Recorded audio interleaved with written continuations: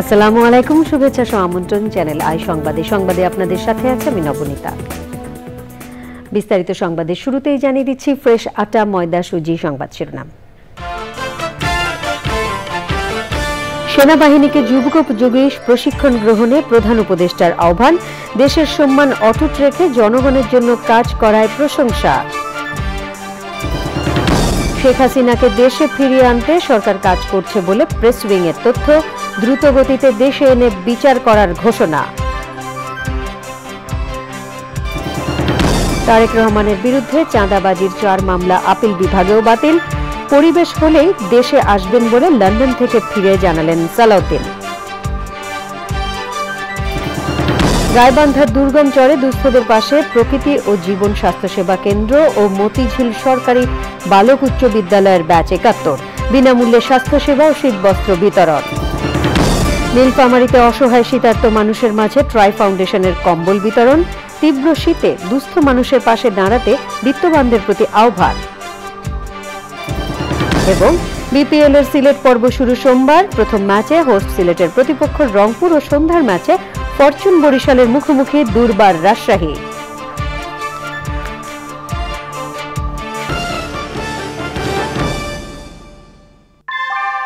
আমরা তৈরি করি বিশ্বমানের জার্মান প্রযুক্তির ভূমিকম্প সহনশীল থার্মেক্স রড, যা আপনার স্থাপনাকে নিরাপদ রাখে প্রজন্ম থেকে প্রজন্ম। সালাম স্টিল, মোস্ট ডিউরেবল স্টিল।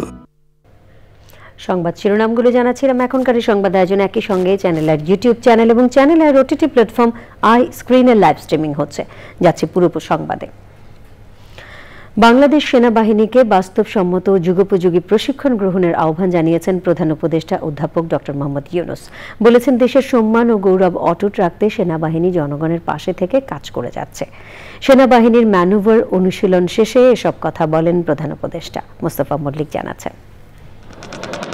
একদিকে বিশাল ট্যাঙ্কের বহর, অন্য প্রান্তে হাজার হাজার যোদ্ধার সম্মিলিত আক্রমণ, বিস্ফোরণ আর অনবরত গুলির শব্দে প্রকম্পিত চারদিক।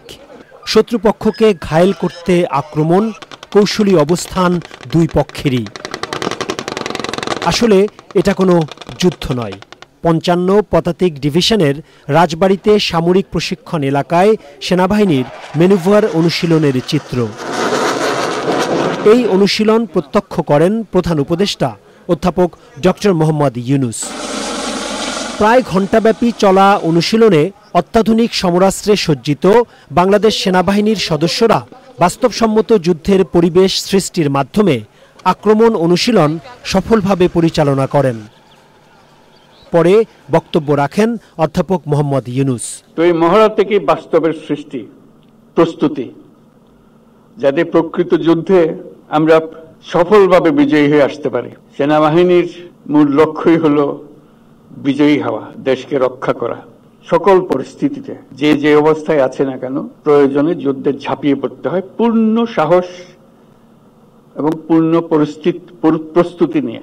প্রধান উপদেষ্টা বলেন, জনগণের পাশে থেকে সব সময় কাজ করে যাচ্ছে সেনাবাহিনী। দেশের সার্বভৌমত্ব রক্ষায় বাংলাদেশ সেনাবাহিনীর সদস্যগণ সর্বদা প্রস্তুত থাকবে। বরাবরের মতোই বাংলাদেশের সশস্ত্র বাহিনী দেশের সম্মান ও গৌরব অটুট রাখতে জনগণের পাশে থেকে কাজ করে যাচ্ছে। অনুশীলনে সেনাবাহিনীর বিভিন্ন ধরনের অত্যাধুনিক ট্যাঙ্ক, এপিসি, গোলন্দাজ বাহিনীর কামান, পদাতিক, ইঞ্জিনিয়ার্স ও কমান্ডো সহ সকল আর্মস এবং সার্ভিসেস অংশগ্রহণ করে। Mostafa Mallik, channel I, Dhaka. প্রধান উপদেষ্টার প্রেস উইং বলছে, শেখ হাসিনার বাবার হত্যাকারীদের যেভাবে বিদেশ থেকে ফিরিয়ে এনে শাস্তি কার্যকর করা হয়েছিল, ঠিক সেভাবেই শেখ হাসিনাকে দেশে ফিরিয়ে আনা হবে। তারা আরো বলেন, যদি বর্তমান অন্তর্বর্তী সরকার না পারে, তাহলে পরবর্তী সরকার শেখ হাসিনাকে দেশে ফিরিয়ে আনবে। মোস্তফা মল্লিক জানাচ্ছেন। প্রশ্ন করছিলেন। রাজধানীর ফরেন সার্ভিস একাডেমিতে প্রধান উপদেষ্টার প্রেস উইংয়ের নিয়মিত সংবাদ সম্মেলন। সম্মেলনের শুরুতেই জুলাই ঘোষণা নিয়ে কথা বলেন প্রধান উপদেষ্টার প্রেস সচিব। জুলাই ঘোষণাপত্র নিয়ে এটার কি ডেভেলপমেন্ট কাজ হচ্ছে এবং এটা নিয়ে সামনে পলিটিক্যাল পার্টিগুলোর সাথেও কথাবার্তা হবে। এক প্রশ্নের জবাবে শফিকুল আলম বলেন, শেখ হাসিনাকে ফিরিয়ে আনার বিষয়ে বাংলাদেশের পাঠানো চিঠির জবাব এখনো দেয়নি ভারত, তবে সরকার শেখ হাসিনাকে ফিরিয়ে আনার বিষয়ে কাজ করছে। পাপাচার তো শেষ নাই, এগুলো এবং এগুলো নিয়ে প্রত্যেকটা জিনিস নিয়েই আমাদের কাজ হচ্ছে। এটা আমাদের টপ প্রায়োরিটি, তাকে ফিরিয়ে এনে আইনের সম্মুখীন করা, বিচারের সম্মুখীন করা। হাসিনা আপনি জানেন যে তার বাবার খুনিদেরকে পার্সু করে অনেক জায়গা থেকে নিয়ে এসে এখানে বিচার করেছেন। আমরাও তার বাবাকে উনি যেভাবে পার্সু করেছেন তার চেয়ে আরো দ্বিগুণ, আরো অনেক বেশি রিলেন্টলেসলি তাকে আমরা পার্সু করে তাকে দেশে ফিরিয়ে এনে তাকে বিচারের সম্মুখীন করা হবে। সংবাদ সম্মেলনে সাংবাদিক সাগর রুনি হত্যার বিচার দ্রুত গতিতে করতে পিবিআই কাজ করছে বলে জানিয়েছে press wing. Mostafa Mallik, channel I, Dhaka. চিকিৎসার জন্য 7 জানুয়ারি রাতে লন্ডন যাচ্ছেন বিএনপি চেয়ারপারসন বেগম খালেদা জিয়া। রাতে রাজধানীর গুলশানে বিএনপি চেয়ারপারসনের বাসভবন ফিরোজায় স্থায়ী কমিটির সদস্যদের সাথে সৌজন্য সাক্ষাৎ শেষে এক ব্রিফিংয়ে একথা জানান দলের মহাসচিব মির্জা ফখরুল ইসলাম আলমগীর। সে সময় তিনি বলেন, দেশের জনগণ ও গণতন্ত্রের পক্ষে কাজ করতে দলীয় নেতাকর্মীদের নির্দেশনা দিয়েছেন বেগম জিয়া। পরে দেশবাসীর কাছে বেগম খালেদা জিয়ার সুস্বাস্থ্যের জন্য দোয়া চেয়েছেন মির্জা ফখরুল।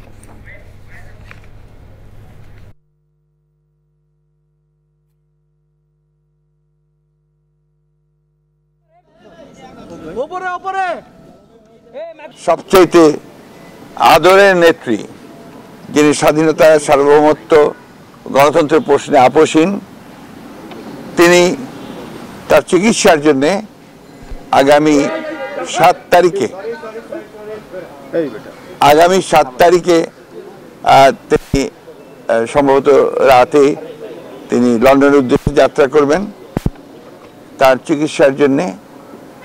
সেই কারণেই আমরা জাতীয় স্থায়ী কমিটির সকল সদস্য আমরা এসেছিলাম তাকে বিদায় শুভেচ্ছা জানাতে। নির্দেশনা দিয়েছেন যে একসাথে কাজ করো, জনগণের পক্ষে কাজ করো, গণতন্ত্রের পক্ষে কাজ করো। বিএনপির ভারপ্রাপ্ত চেয়ারম্যান তারেক রহমানের বিরুদ্ধে করা চাঁদাবাজির 4টি মামলা বাতিল করে হাইকোর্টের দেওয়ার রায় বহাল রেখেছেন আপিল বিভাগ। হাইকোর্টের রায়ের বিরুদ্ধে রাষ্ট্রপক্ষের করা লিভ টু আপিল খারিজ করে ওই আদেশ দেন সর্বোচ্চ আদালত। রাজনৈতিক উদ্দেশ্যেই মামলা করার পাশাপাশি নির্মমভাবে তারেক রহমানকে নির্যাতন করা হয়েছে বলে দাবি করেছেন আইনজীবীরা। মাজহার হক মান্না জানাচ্ছেন। চাঁদাবাজির অভিযোগে 2007 সালে বিভিন্ন ব্যক্তি বাদী হয়ে রাজধানীর গুলশান, কাফরুল, শাহবাগ ও ধানমন্ডি থানায় তারেক রহমানের বিরুদ্ধে 4টি মামলা করে। মামলা দায়েরের বৈধতার প্রশ্নে আবেদন করা হলে হাইকোর্টের বেঞ্চ ওই 4টি মামলা বাতিল করে রায় দিয়েছিলেন। রায়ের বিরুদ্ধে লিভ টু আপিল করে রাষ্ট্রপক্ষ। শুনানিতে অতিরিক্ত অ্যাটর্নি জেনারেল অনিকার হক বলেন, কোটি টাকা চাঁদা দাবির অভিযোগে মামলা হলেও ওই টাকা কখনো উদ্ধার করা যায়নি, এমনকি কোথায় গিয়েছে তাও বলা হয়নি। আর অনেকদিন পর মামলা হয়েছে, যা আইনসিদ্ধ ছিল না। তারেক রহমানের আইনজীবী মাহমুদ্দিন খোকন বলেন, রাজনৈতিক উদ্দেশ্যে এই মামলা। জনাব তারেক রহমান এই বাংলাদেশের মানুষের আশা আকাঙ্ক্ষার ভবিষ্যৎ, এটা ফ্যাসিস্ট সরকারও অনেক আগেই চিন্তা করেছিল। তিনি হাঁটতেও পারতেন না, তার যে পিছনের ব্যাকবোন এগুলো ভেঙে ফেলেছিল, এত টর্চার তার উপরে করা হয়েছিল। কিন্তু আজকে দেখা গেল যে মামলাগুলোতে তাকে এত টর্চার করা হলো, সেটা আজকে প্রমাণ হলো যে একটা রাজনৈতিক উদ্দেশ্য প্রণোদিতভাবে তার এই মামলাগুলোর ব্যাপারে তাকে টর্চার করা হয়েছে। শুনানি শেষে আদেশ দেন জ্যেষ্ঠ বিচারপতি মোহাম্মদ আশরাফুল ইসলামের নেতৃত্বাধীন আপিল বিভাগের 4 বিচারপতির বেঞ্চ। আজকে এই মামলাগুলো থেকে এবং রায় থেকে প্রমাণিত হয়, আমরা বিগত কত বছর যাবৎ বলে আসছি যে বিএনপির চেয়ারপারসন দেশনেত্রী বেগম খালেদা জিয়া এবং জনাব তারেক রহমান সাহেবের বিরুদ্ধে রাজনৈতিক উদ্দেশ্যে তৎকালীন 111 সরকার এবং তার ধারাবাহিকতায় শেখ হাসিনার সরকার মিথ্যা বানোয়াট মামলা দায়ের করেছিল। আইনজীবীরা জানিয়েছেন, তারেক রহমানের বিরুদ্ধে মানহানি সহ কয়েকটি মামলা এখনো বিচারাধীন আছে। তবে এই মামলার সাথে তার দেশে আসা না আসার কোনো সম্পর্ক নেই বলে জানান তারা। মাছলক মান্না, চ্যানেল আই, ঢাকা। বিএনপির স্থায়ী কমিটির সদস্য সালাউদ্দিন আহমেদ বলেছেন, এখনো পরিবেশ পরিস্থিতি তৈরি হয়নি বলে দেশে ফিরছেন না দলের ভারপ্রাপ্ত চেয়ারম্যান তারেক রহমান। লন্ডন থেকে ফিরে সালাউদ্দিন আহমেদ আশা প্রকাশ করেছেন, শিগগিরই দেশে ফিরবেন তারেক রহমান। নির্বাচনের ধারণা না দিয়ে সুনির্দিষ্ট রোডম্যাপের দাবি জানিয়ে তিনি বলেন, যে কোনো রাজনৈতিক দলকে বিএনপি স্বাগত জানাবে, তবে সরকারের ছত্রছায়ায় কোনো কিংস পার্টিকে সমর্থন দেবে না। রাহুল রায় জানাচ্ছেন। বিএনপির মহাসচিব মির্জা ফখরুল ইসলাম আলমগীরের লন্ডন সফরের পরপরই লন্ডনে যান দলের স্থায়ী কমিটির সদস্য সালাউদ্দিন আহমেদ।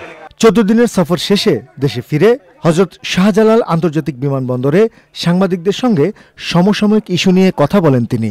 গণতান্ত্রিক সিস্টেমে যাওয়ার বা নির্বাচনের বিষয়ে বিলম্ব করার যে কোনো কৌশল জনগণ প্রত্যাখ্যান করবে। ভাষা একটি সময়ের ধারণা দেয়া, এটা আমার মনে হয় না যে সকল পক্ষকে সন্তুষ্ট করতে পারবে, এবং সঠিকভাবে সকল পক্ষের সাথে আলোচনা করে একটি রোডম্যাপ প্রদান করাই হবে ওনার জন্য সবচেয়ে জরুরি কাজ। লন্ডনে বিএনপির ভারপ্রাপ্ত চেয়ারম্যান তারেক রহমানের সঙ্গে দেখা করেছেন সালাউদ্দিন আহমেদ। স্বাভাবিকভাবেই প্রশ্ন ছিল দলীয় নেতাকর্মীদের উদ্দেশ্যে তারেক রহমানের কি দিক নির্দেশনা, আর কবে দেশে ফিরবেন তিনি। আমাদের মাননীয় ভারপ্রাপ্ত চেয়ারপারসন জাতিকে ঐক্যবদ্ধ রাখার জন্য, থাকার জন্য আমাদের সকল প্রয়াস নেওয়ার জন্য নির্দেশনা দিয়েছেন। অন্যথায় ফেসিবাদ বিরোধী শক্তি এবং তাদের দোসররা আশকারা পেতে পারে, সেটা আমরা বুঝতে পেরেছি।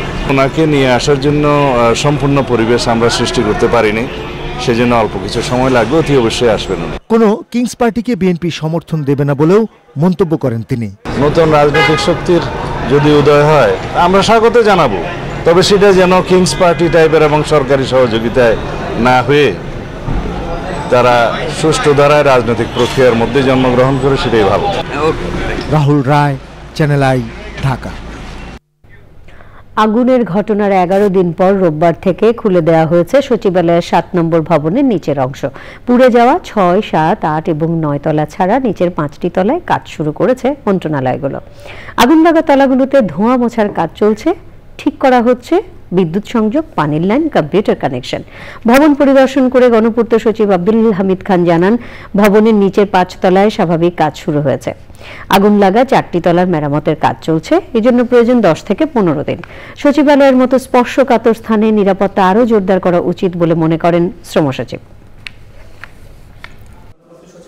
দেশের সেন্সিটিভ জায়গা এবং দেশের আসলে বলবো যে যেখান থেকে দেশ পরিচালনা হয়, সেখানে আমি মনে করি যে এটাকে সিকিউরিটি এবং ফায়ার সেফটির দিক থেকে হাইয়েস্ট পর্যায়ে আসলে মেজার নেওয়া উচিত বলে আমি মনে করি, এবং এটা আমাদের জন্য একটা লার্নিং। 12 থেকে 15 বছর একই পদে কাজ করছেন বিসিএস স্বাস্থ্য ক্যাডারের কয়েক হাজার চিকিৎসক। একাধিক ডিগ্রি থাকার শর্ত পূরণ করে যোগ্যতার মাপকাঠিতে থাকার পরও কমপক্ষে 10 বছরের জুনিয়রদের অধীনে কাজ করতে গিয়ে মনোবল হারাচ্ছেন তারা। পদ বঞ্চিত বিশেষজ্ঞ চিকিৎসক ফোরাম বলছে, এভাবে চলতে থাকলে দেশের স্বাস্থ্য ব্যবস্থা ভেঙে পড়বে। জান্নাতুল বাকিয়া কে কাজ জানাচ্ছেন। যার আন্ডারে আমি কাজ করতেছি সে 27 বিসিএস, আমার প্রায় 10 বছরের জুনিয়র। বিসিএস স্বাস্থ্য ক্যাডারের পদবঞ্চিত বিশেষজ্ঞ চিকিৎসক ফোরামের আহ্বায়ক কমিটির মতবিনিময়ে এসে এভাবেই নিজের বঞ্চনার কথা বলছিলেন ডাক্তার শামসুন নাহার লাইজু। এমন অভিজ্ঞতার কথা তুলে ধরেন তার মতো অনেকেই। ছাত্র এবং শিক্ষকের সংখ্যা 30:1, এটা না হওয়ার কারণে এই বছরের জানুয়ারির পর থেকে ওয়ার্ল্ড ফেডারেশনের যে স্বীকৃতি, বাংলাদেশের চিকিৎসকরা বাইরে চাকরি করতে পারবে না, চাকরি যোগ্যতা হারাবে। এটা কতটা রানিং। পদবঞ্চিত চিকিৎসকরা বলছেন, প্রশাসন সহ অন্য ক্যাডারে পদোন্নতি হলেও স্বাস্থ্য ক্যাডারের ক্ষেত্রে এই ব্যতিক্রম চলছে বছরের পর বছর ধরে। বর্তমানে 37টি মেডিকেল কলেজ, নানা স্পেশালিটি চিকিৎসক সংকটের কারণে চিকিৎসা শিক্ষা ব্যাহত হবার ফলে কর্মদক্ষ এমবিবিএস, বিডিএস ও পোস্ট গ্রাজুয়েট ডাক্তার তৈরি হবে না। আমরা যখন 250 পোস্টের জন্য চাহিদা দিলাম, এটা বিভিন্ন মন্ত্রণালয়ে ঘুরে ঘুরে যার টেবিলে গেল কাটতে কাটতে সেটা 29টা পোস্টে চলে আসলো। আজকে যদি নির্বাহী আদেশে সুপারনিউমারি প্রমোশন যদি আমলাদের হইতে পারে, পুলিশ হইতে পারে, কেন আমাদের চিকিৎসকদের চিকিৎসা শিক্ষায় হবে না? চিকিৎসকরা বলছেন, যে মানুষের সেবার জন্য শপথ নিয়ে তারা চিকিৎসক হয়েছেন, তাদের জিম্মি করে কোনো কর্মসূচি তারা দেবেন না। তবে দেয়ালে পিঠ ঠেকে গেলে কঠোর আন্দোলনে যেতে বাধ্য হবেন বলে হুঁশিয়ার করেন তারা। জান্নাতুল বাকিয়া কেকা, চ্যানেল আই, ঢাকা।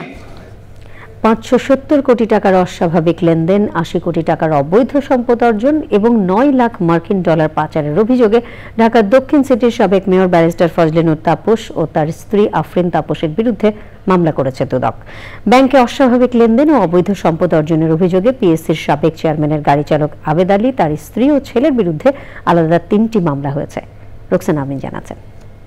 ঢাকা দক্ষিণ সিটির সাবেক মেয়র ব্যারিস্টার শেখ ফজলে তাপসের বিরুদ্ধে দুদকের অনুসন্ধানে উঠে এসেছে প্রায় 9 লাখ মার্কিন ডলার পাচারের তথ্য।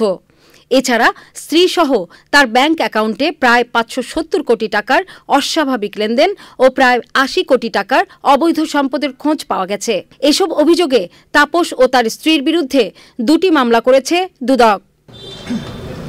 এ নিয়ে আয়োজিত ব্রিফিংয়ে মামলার বিস্তারিত তুলে ধরেন দুদকের মহাপরিচালক। আরও তথ্যাদি পাওয়া গেলে, আরও স্থাবর অস্থাবর সম্পদ দেশে এবং বিদেশে পাওয়া গেলে সেগুলিও এই মামলার সাথে অন্তর্ভুক্ত করা হবে। তদন্তকালীন সময়ে যারা পলাতক আছেন তাদেরকে ফিরিয়ে আনার বিষয়ে ফৌজদারি কার্যবিধি অনুসরণ করে পরবর্তী কার্যক্রম গ্রহণ করা হবে।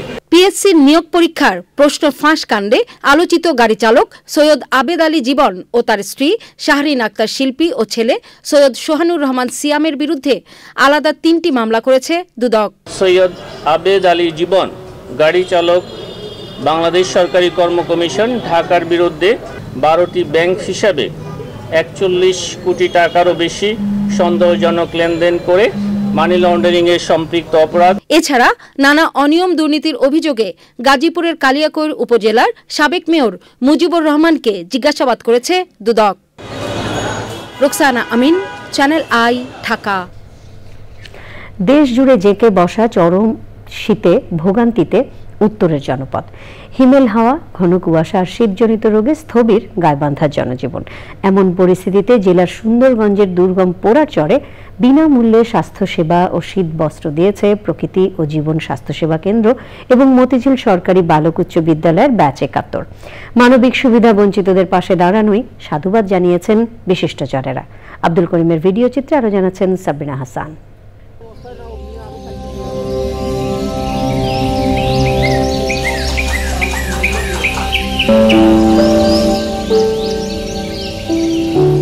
গাইবান্ধার কামারজানি ঘাট।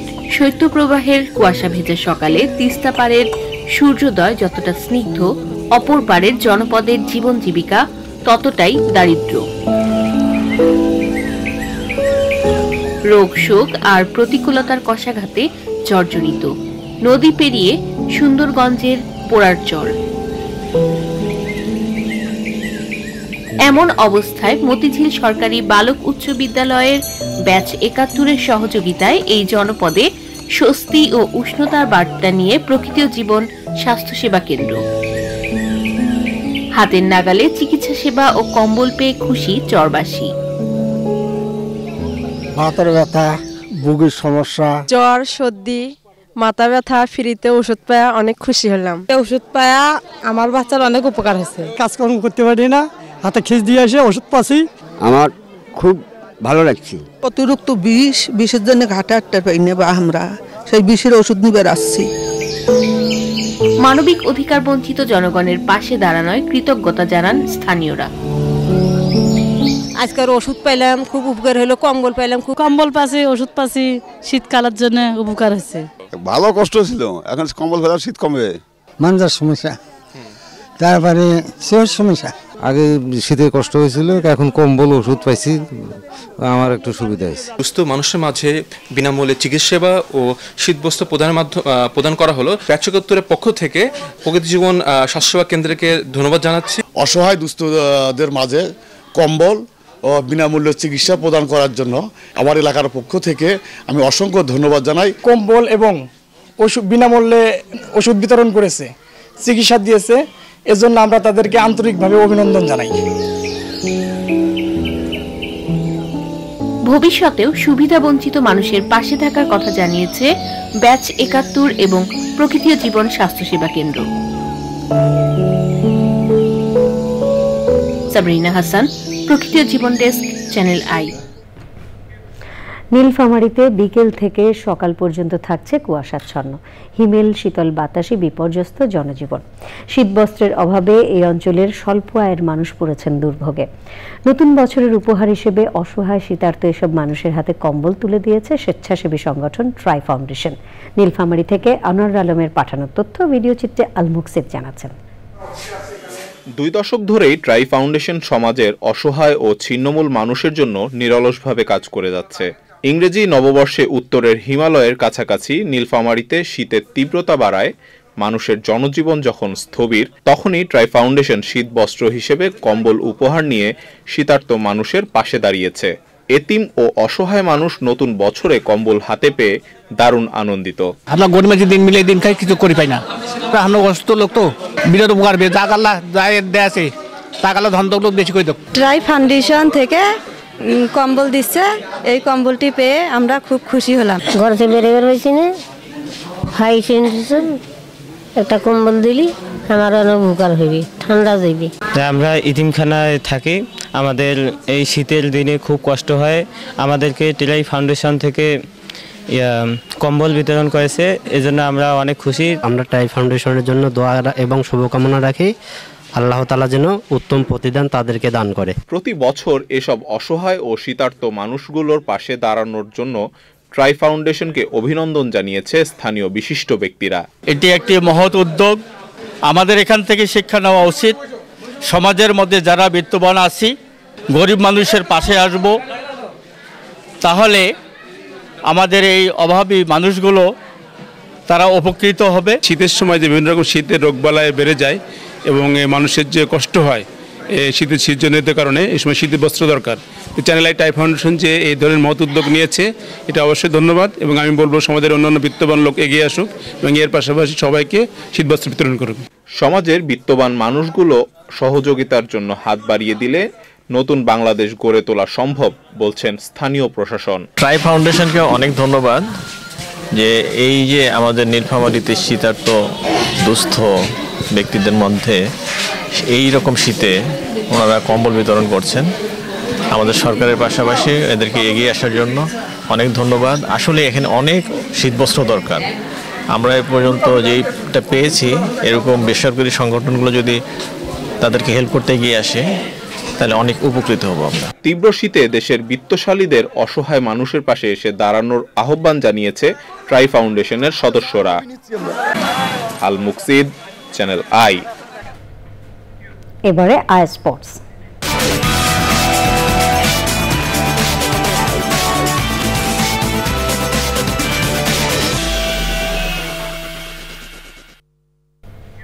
এ পর্যায়ে খেলাধুলার সব আপডেট নিয়ে আই স্পোর্টসে যোগ দিচ্ছেন আদিল আহমেদ শান। যাচ্ছে শানের কাছে। নবনীতা, ধন্যবাদ আপনাকে। আর দর্শক সবাইকে আমন্ত্রণ জানাচ্ছি আমাদের আজকের আই স্পোর্টসে। 2 দিন বিরতি দিয়ে আবারও মাঠে গড়াচ্ছে বিপিএল। তাই আয়োজনের শুরুতেই আপনাদেরকে জানিয়ে দিব সিলেট পর্বে শুরু হতে যাওয়া বিপিএল সিজন 11 এর আপডেট।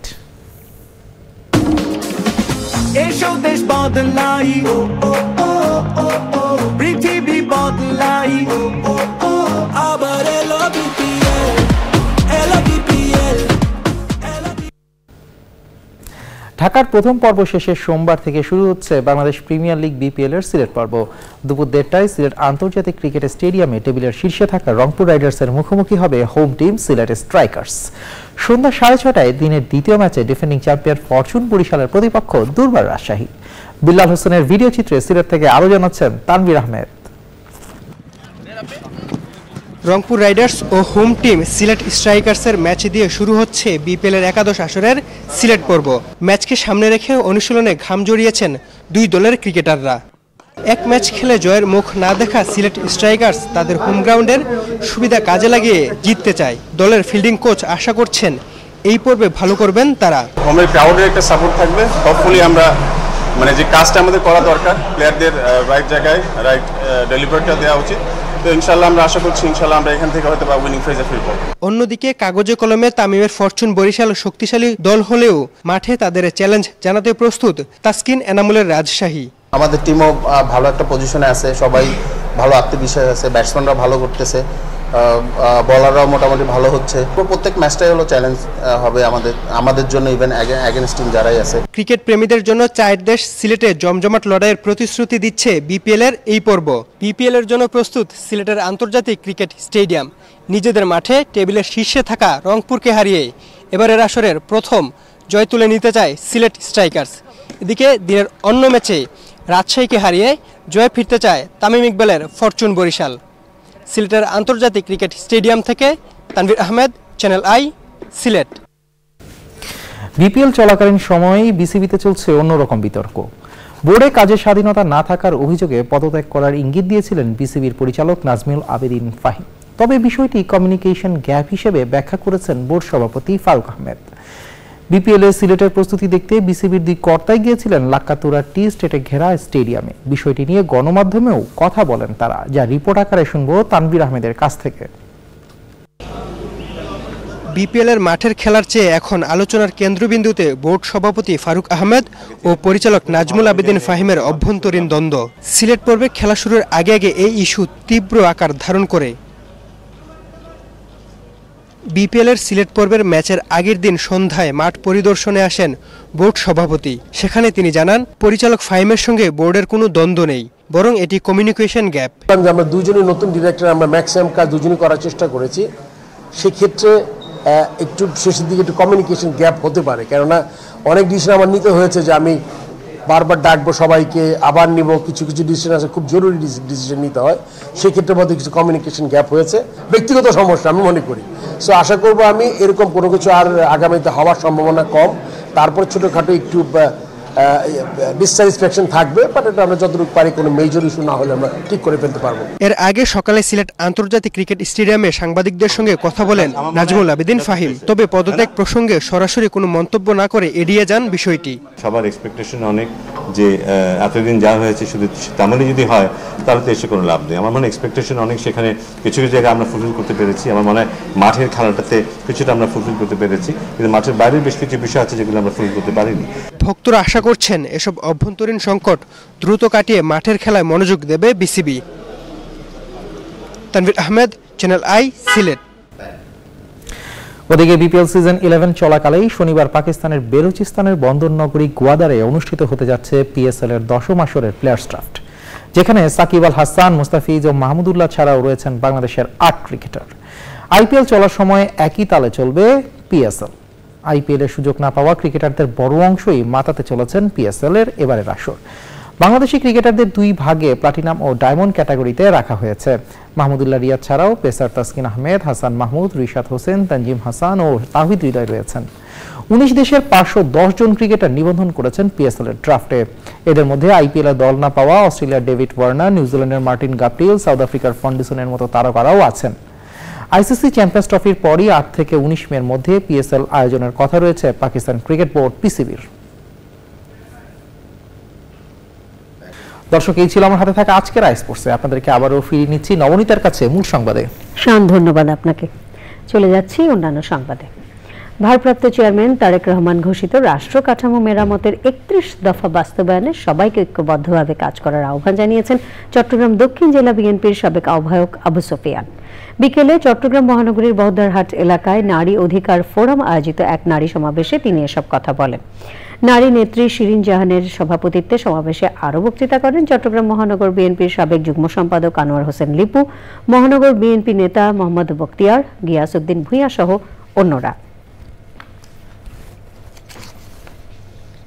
এরই সাথে সংবাদে নিয়ে নিচ্ছে খানিকক্ষণের বিরতি।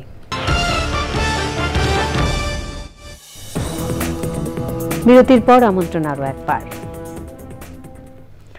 দীর্ঘদিন মানুষ ভোটাধিকার থেকে বঞ্চিত হয়েছে, সেই আক্ষেপ এবার ঘোচাতে চায় বর্তমান কমিশন, বলেছেন প্রধান নির্বাচন কমিশনার এএমএম নাসিরউদ্দিন।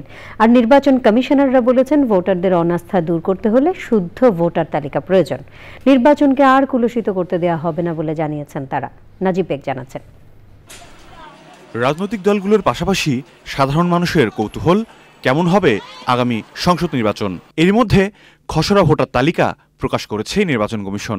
20 জানুয়ারি থেকে শুরু হবে বাড়ি বাড়ি গিয়ে ভোটার তালিকা হালনাগাদ কার্যক্রম।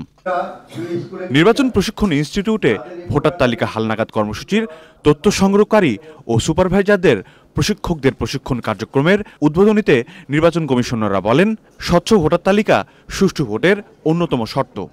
দুর্বলতা কাটিয়ে সামনে একটা ভালো নির্বাচন অনুষ্ঠান করতে পারবো এবং তার পূর্ব শর্তই হচ্ছে একটা শুদ্ধ এবং নির্ভুল ভোটার তালিকা।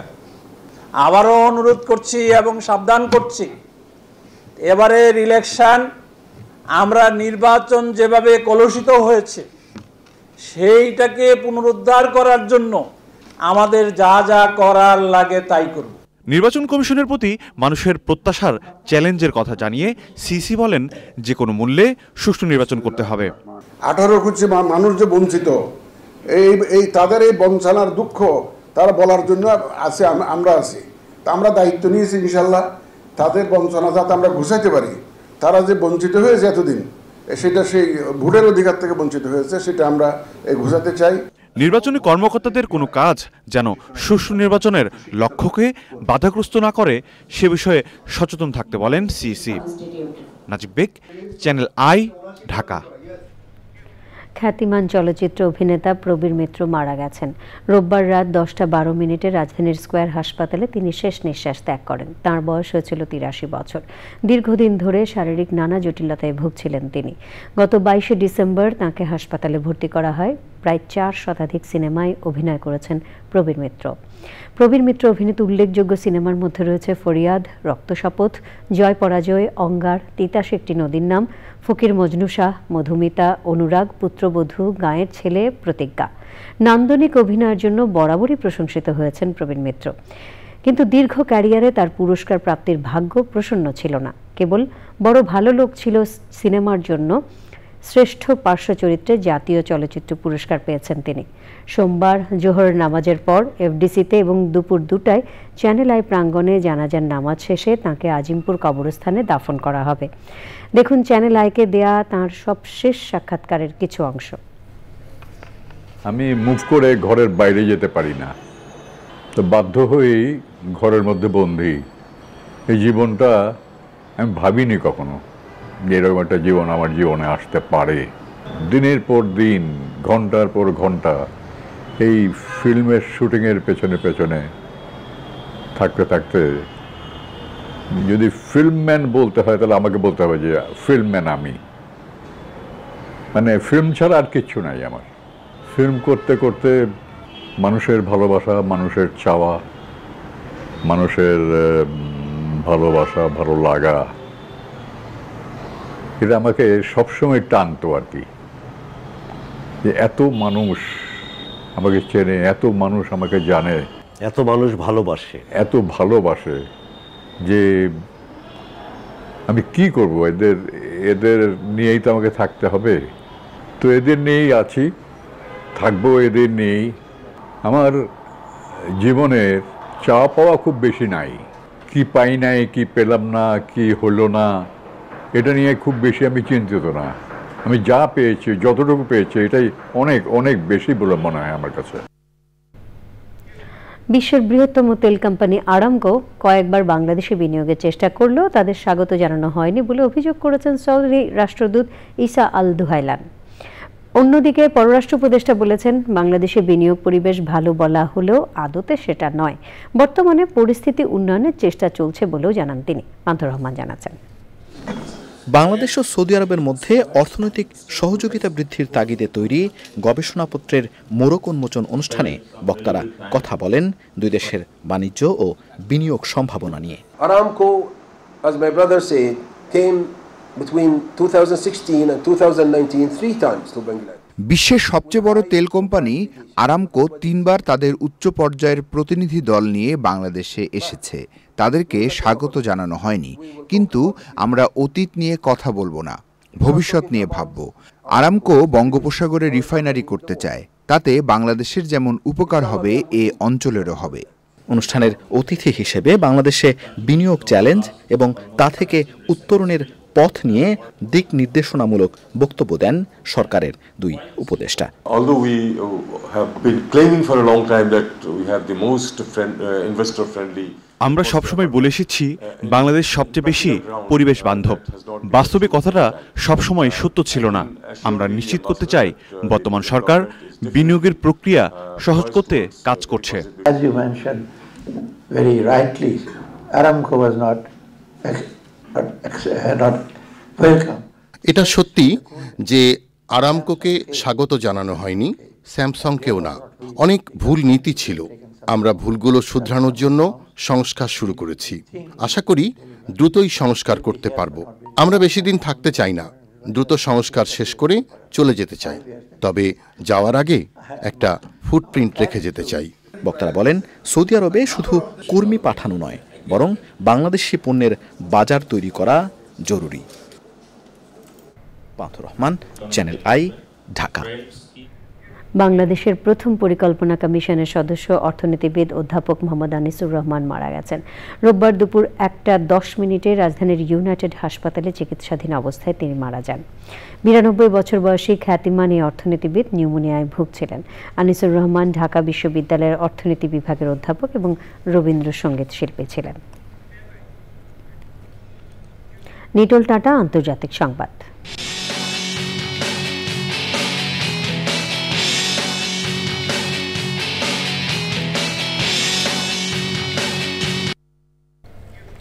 গাজায় একদিনে 30টি স্থানে হামলা চালিয়েছে ইসরায়েল। এতে শিশুসহ কমপক্ষে 70 জন নিহত হয়েছে। এর মধ্যে আলগুলা নামে একটি পরিবারে হামলায় শিশুসহ কমপক্ষে 14 জন নিহত হয়েছে। এ নিয়ে 2023 সালে অক্টোবর থেকে ইসরায়েলে হামলায় গাজার কমপক্ষে 45,658 জন নিহত হয়েছেন। ইসরায়েলের কাছে $800 কোটি অস্ত্র বিক্রির প্রস্তাব দিয়েছেন মার্কিন প্রেসিডেন্ট জো বাইডেন। বাইডেন প্রশাসন অনানুষ্ঠানিকভাবে মার্কিন কংগ্রেসকে বিষয়টি জানিয়েছে। মার্কিন সংবাদ মাধ্যমের খবরে বলা হয়, যুক্তরাষ্ট্র যেসব অস্ত্র বিক্রির পরিকল্পনা করেছে তার মধ্যে যুদ্ধবিমান এবং শত্রুকে আক্রমণ করতে ব্যবহৃত হেলিকপ্টারের সামরিক রসদ রয়েছে। এছাড়া গোলা ও যুদ্ধবিমানের জন্য আকাশেই নিক্ষেপযোগ্য ক্ষেপণাস্ত্র ইসরায়েলি সেনাবাহিনীর তালিকায় রয়েছে। তবে ইসরায়েলের কাছে এসব অস্ত্র বিক্রি করতে হলে বাইডেন প্রশাসনের এই প্রস্তাব আগে যুক্তরাষ্ট্রের কংগ্রেসের উভয় কক্ষের অনুমোদন পেতে হবে। আই স্ক্রিন, সাংস্কৃতিক সংবাদ।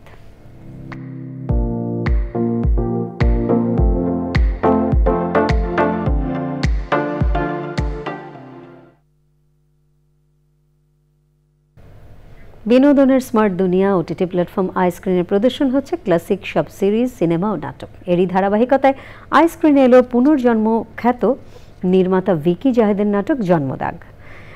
আফরান নিশো, মেহজাবিন ও অর্ণবন্তু অভিনীত প্রেম ও প্রতারণার গল্পে সাজানো এই নাটক। আই স্ক্রিন সাবস্ক্রাইব করে নাটকটি দর্শক উপভোগ করতে পারবেন।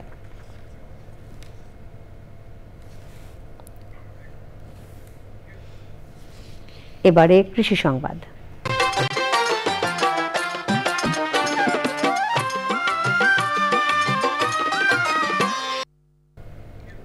চাঁদপুর সেচ প্রকল্প বাঁধের ভেতর পরিবেশ আইন অমান্য করে কৃষি জমির মাটি কেটে সরবরাহ করা হচ্ছে ইটভাটায়। এতে যেমন জমির উর্বরতা নষ্ট হচ্ছে, তেমনি ক্ষতিগ্রস্ত হচ্ছে কৃষি জমি। চাঁদপুর প্রতিনিধি মুর্শেদ আলমের তথ্য ও ভিডিও চিত্রে আলমকসেদ জানাচ্ছেন। মাটি ব্যবসায়ীরা জেলার ফরিদগঞ্জের প্রত্যন্ত গ্রামাঞ্চলে প্রশাসনের চোখ এড়িয়ে রাত দিন কাটছে ফসলি জমির মাটি। পরিবেশ আইন অনুযায়ী কৃষি জমির উপরিভাগের মাটি কাটা দণ্ডনীয় অপরাধ, কিন্তু আইনের তোয়াক্কা না করে কৃষি জমির মাটি কাটছে একটি অসাধু চক্র। পার্শ্ববর্তী জমিদাররা ওইখানে পুকুর বা প্রজেক্ট করিয়া আমাদের ক্ষতি করতেছে, আমরা চাষবাস করতে আমাদের খুবই অসুবিধা হইতেছে। কোনোভাবে যদি বন্ধ করা যায় তাহলে আমরা কৃষি জমি বাড়বো তাদের দেশের উন্নতি হইব, খাইতে হইব। খেতি না করলে তারা খাইম কি? এই যে হেতা করে না করি, না শুনে না তারা সেটা চুরি করে মাটিটা বেশি আঙ্গুরে কেরম তো আয়া ফেলে আলাইছে তখন আমরা ফাড়িতে রাখতে নন। জমি আলাদা বাধা দিচ্ছে, এলাকার মানুষের বাধা দিছে, বাধার পর এটা যারা জমি যারা মাটি বেচছে। অবৈধভাবে ফসলি জমির টপ সয়েল কাটা বন্ধে মোবাইল কোর্ট পরিচালিত হচ্ছে এবং অভিযান অব্যাহত রয়েছে, জানান উপজেলা নির্বাহী কর্মকর্তা। আমাদের প্রত্যেক ইউনিয়নে ইউনিয়ন ভূমি সহকারী কর্মকর্তাগণ আছেন, তাদের মাধ্যমে এই টপ সয়েল কাটাটা বন্ধ করাচ্ছি, একেবারে ইনস্ট্যান্ট বন্ধ করাচ্ছি। এরপর হচ্ছে আমরা মোবাইল কোর্টও করেছি, একটা মোবাইল কোর্টের মাধ্যমে 50,000 টাকা জরিমানা ইতিমধ্যে করা হয়েছে।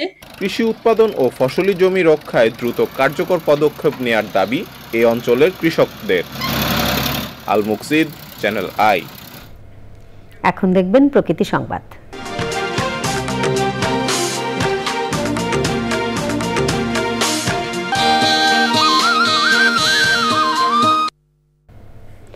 চট্টগ্রামের সাগর তীরে বসেছে ফুলের মেলা। বাহারি ফুলের সুবাসে মুখর ফৌজদারহাটের ডিসি পার্ক। চোখ জুড়ানো বর্ণিল ফুলের সৌন্দর্য উপভোগ করতে পার্কে ভিড় করছেন প্রকৃতিপ্রেমীরা। পর্যায়ক্রমে সব জেলায় ফুল উৎসব ছড়িয়ে দিতে উদ্যোগ নেওয়ার কথা জানিয়েছেন সংশ্লিষ্টরা।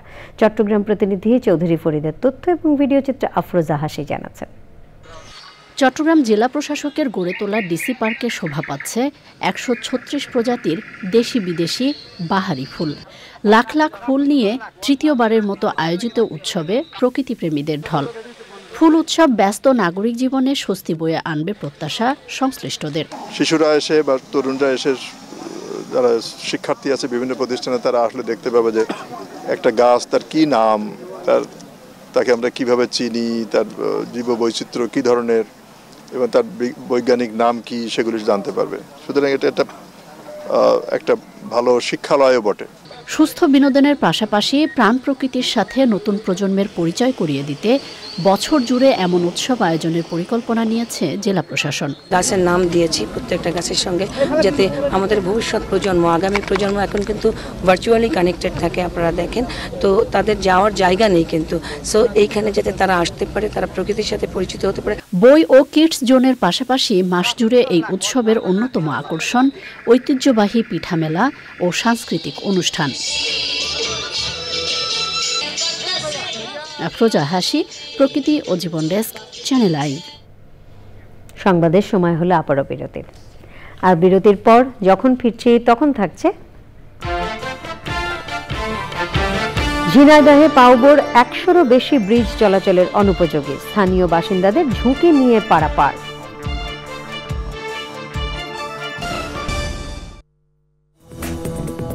বিরতির পর আপনাদের সাথে আছি চ্যানেল আই সংবাদ নিয়ে। ঝিনাইদহে পানি উন্নয়ন বোর্ডের অধীনে 100-এরও বেশি ব্রিজ চলাচলের অনুপযোগী হয়ে পড়েছে। নির্মাণের পর আর সংস্কার না হওয়ায় ব্রিজগুলোর বেহাল দশা, তারপরও ঝুঁকি নিয়ে পারাপার করছেন স্থানীয় বাসিন্দারা।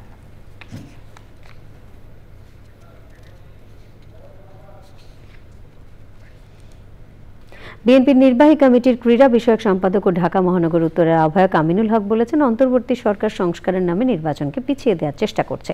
এমন হলে দেশের মানুষ মেনে নেবে না বলেও মন্তব্য করেন তিনি। রাজনৈতিক দলগুলোর ঐক্যমতের ভিত্তিতে রাষ্ট্র সংস্কার করতে অন্তর্বর্তী সরকারের প্রতি আহ্বান জানান তিনি। রাজধানীর পল্লবীতে রাষ্ট্র মেরামতের 31 দফা কর্মশালায় অনুষ্ঠানে তিনি বলেন, স্বৈরাচারের প্রেতাত্মারা যারা রাষ্ট্রীয় প্রতিষ্ঠানে স্ব অবস্থানে বসে আছে তাদেরকে দ্রুত অপসারণ করতে হবে। বিএনপির কোনো নেতাকর্মী চাঁদাবাজি করলে তাদের বিরুদ্ধে ব্যবস্থা নেওয়া হবে বলেও জানান তিনি। জাতীয় চক্ষু বিজ্ঞান ইনস্টিটিউটে এক সংবাদ সম্মেলনে জুলাই গণ অভ্যুত্থানে আহতরা জানান, কেন্দ্রীয় শহীদ মিনারে গণ অধিকার পরিষদের মুখপাত্র ফারুক হাসানকে তাদের মধ্যে কেউ ছুরিকাঘাত করেননি। তবে শনিবার কেন্দ্রীয় শহীদ মিনারে ফারুক হাসানের ওপর অপ্রীতিকর ঘটনার জন্য ক্ষমা চেয়েছেন তারা। সংবাদ সম্মেলনে তারা জানান, জাতীয় বিপ্লবী পরিষদ নামে একটি সংগঠন ব্যক্তিগত উদ্দেশ্যে আহত ও তাদের পরিবারের সদস্যদের ডেকে নিয়েছে। আহতদের নিয়ে কোনো রাজনীতি না করার কথা জানিয়ে সংবিধান ইস্যুতে 71-এর সঙ্গে 24-কে সমন্বয় করারও দাবি জানান তারা। গতকাল আমরা জাতীয় শহীদ মিনারে একটি অনুষ্ঠানে অংশগ্রহণ করি।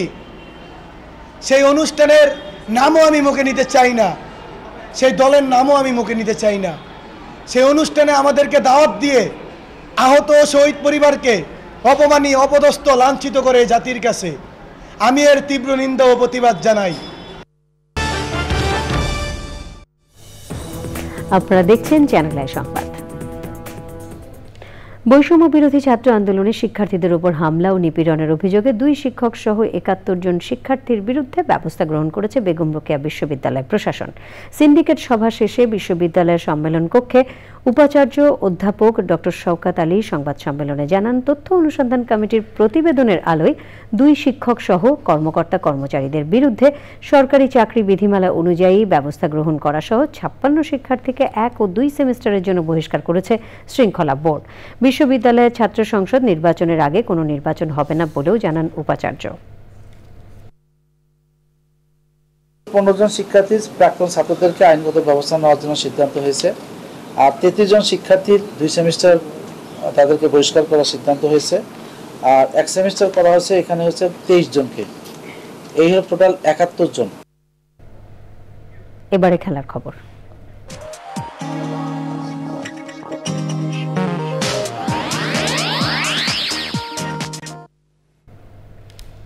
সিডনি টেস্টে ভারতকে 6 উইকেটে হারিয়ে 3-1 ব্যবধানে বোর্ডের গাভাস্কার সিরিজ জয়ের পাশাপাশি বিশ্ব টেস্ট চ্যাম্পিয়নশিপের ফাইনালে খেলাও নিশ্চিত করল হোস্ট অস্ট্রেলিয়া। অপরদিকে এই পরাজয়ের ফলে টেস্ট চ্যাম্পিয়নশিপের ফাইনালে খেলার দৌড় থেকে পুরোপুরি ছিটকে গেল গতবারের runners up Bharat. Sydney cricket গ্রাউন্ডে ম্যাচের তৃতীয় দিনে 4 উইকেটে 162 রান করে ম্যাচ জিতে নেয় অজিরা। 2 ইনিংসে দুর্দান্ত বোলিংয়ে 10 উইকেট নিয়ে প্লেয়ার অব দ্য ম্যাচ হয়েছেন অজি পেসার স্কট বোল্যান্ড, আর পুরো সিরিজ জুড়ে ধারাবাহিক ভালো বোলিং করে 32 উইকেট নিয়ে প্লেয়ার অব দ্য সিরিজ হয়েছেন ভারতীয় তারকা পেসার জসপ্রীত বুমরা। ম্যাচের প্রথম ইনিংসে ভারতকে 185 রানে অল আউট করে অস্ট্রেলিয়া গুটিয়ে যায় 181 রানে। দ্বিতীয় ইনিংসে টিম ইন্ডিয়া 157 রানে অল আউট হলে অস্ট্রেলিয়ার টার্গেট দাঁড়ায় 162 রানের। ওয়েবস্টার অপরাজিত 39 এবং ট্রাভিসের নট আউট 34 রান করলে সহজ জয় পায় স্বাগতিকরা।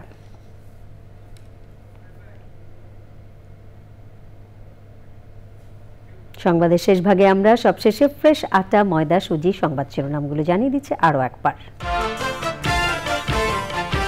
সেনাবাহিনীকে যুগোপযোগী প্রশিক্ষণ গ্রহণে প্রধান উপদেষ্টার আহ্বান, দেশের সম্মান অটুট রেখে জনগণের জন্য কাজ করায় প্রশংসা।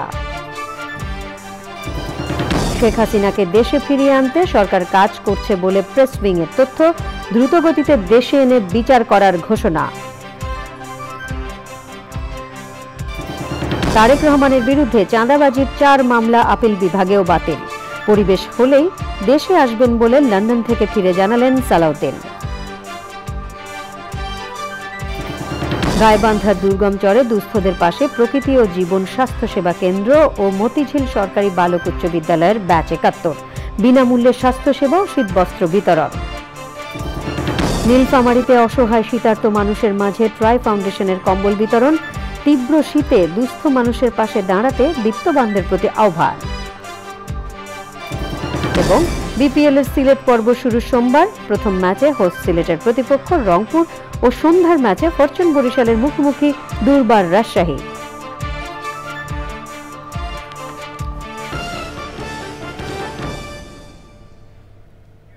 প্রিয় দর্শক, চ্যানেল আই সবশেষ সংবাদ জানতে ভিজিট করুন channelionline.com-এ। যুক্ত থাকুন আমাদের সোশ্যাল মিডিয়া প্ল্যাটফর্মগুলোর সাথে। সংবাদে এতক্ষণ সাথে থাকার জন্য সকলকে